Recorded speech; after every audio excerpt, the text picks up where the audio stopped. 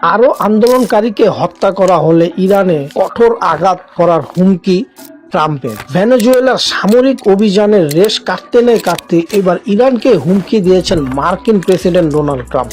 তিনি বলেন, জীবনযাত্রার ব্যয় নিয়ে চলমান বিক্ষোভ যদি আরও আন্দোলনকারীকে হত্যা করা হয় তবে ইরানকে খুব কঠোরভাবে আঘাত করা হবে।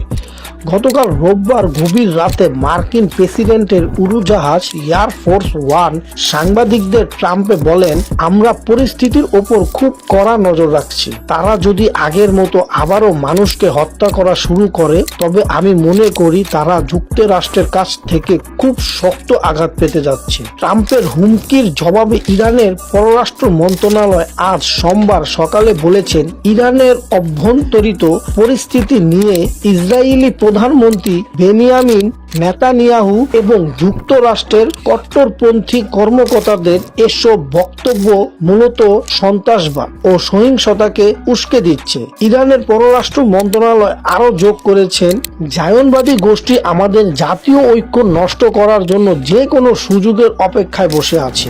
এর আগে গত শুক্রবার ট্রাম্প বলেছিলেন, ইরান শান্তিপূর্ণ আন্দোলনকারীর উপর গুলি চালিয়ে তাদেরকে হত্যা করলে যুক্তরাষ্ট্রে সেখানে হস্তক্ষেপ করবে।